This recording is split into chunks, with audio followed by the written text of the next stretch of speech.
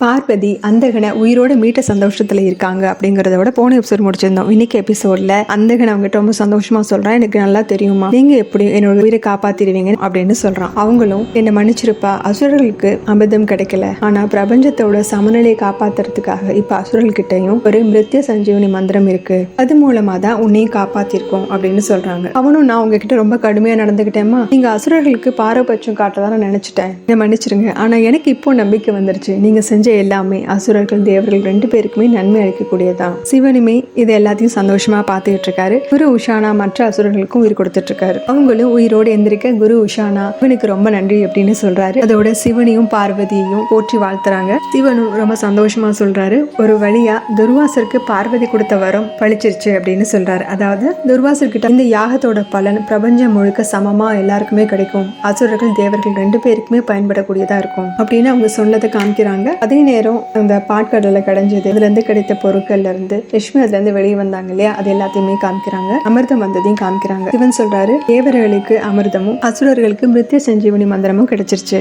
இப்போ பாட்கடல இருந்து வந்த எல்லா பொக்கிஷங்களும் செல்வங்களுமே ரெண்டு பேருக்குமே சரிசமா பங்கிட்டு கொடுக்கப்பட்டுருச்சு. இந்த எல்லா பிரச்சனைக்கும் மூல காரணமா இருந்தது துர்வாசரோட யாகம் தான். ஒரு பெரிய சக்தியை பெறறதுக்காக பல ஆண்டுகள் அவர் தவம் செஞ்சிருக்க வேண்டியதில்லை. அப்படி செய்யாம இருந்திருந்தாருன்னா நம்ம சமுத்திரத்தை கடைய வேண்டிய அவசியம் வந்திருக்காது. ஆனா எப்பெல்லாம் நம்ம பாட்கடல கடைஞ்சோம் அப்படிங்கறத நினைக்கிறோமோ அப்பெல்லாம் துர்வாசரோட ஞாபகம் நமக்கு கண்டிப்பா வரும். மகா காளியோட ஆசீர்வாதத்தினால இந்த பிரபஞ்சம் முழுக்க நன்மை அடைஞ்சிருச்சு அப்படின்னு சொல்றாரு. இதை பார்த்த தேவேந்திரனும் தேவர்களும் அவங்கள போற்றி வாழ்த்துறாங்க. எல்லாரும் எல்லா பிரச்சனையும் முடிஞ்சது அப்படிங்கிற சந்தோஷத்துல இருக்காங்க. ஆனா நாராயணன் மட்டும் ரொம்ப யோசனையில இருக்காரு. அவரை சிவன் பார்த்ததுமே அவர் மனசுக்குள்ள நினைக்கிறாரு, பாட்கடலை கடைஞ்சதுனால ஏற்பட்ட சங்கடங்களா தீர்ந்துருச்சு, ஆனா அதை விட ஒரு பெரிய பிரச்சனை உருவாக போகுது அப்படின்னு மனசுக்குள்ள நினைக்கவும், ஆமா ஆனா அந்த பிரச்சனை வந்துச்சுன்னா மகா காளி கடுமையான காலங்களை கடந்து வர வேண்டியது இருக்கும் அப்படின்னு மனசுக்குள்ளே அவருக்கும் பதில் சொல்றாரு. அடுத்த பிரச்சனை யாரால வரப்போகுது அப்படிங்கிறது தெரியல. அதுக்கப்புறம் கைலாத்து காமிக்கிறாங்க. அங்க பார்வதி சிவன் கிட்ட கேட்கறாங்க, நான் அசுரர்களுக்கு ரொம்ப ஆதரவா இருந்தேன்ல, அதனால உங்களுக்கு என் மேல ஏதாவது கோபமா மன வருத்தமா அப்படின்னு கேட்கறாங்க. என்னில் பாதியா இருக்கிற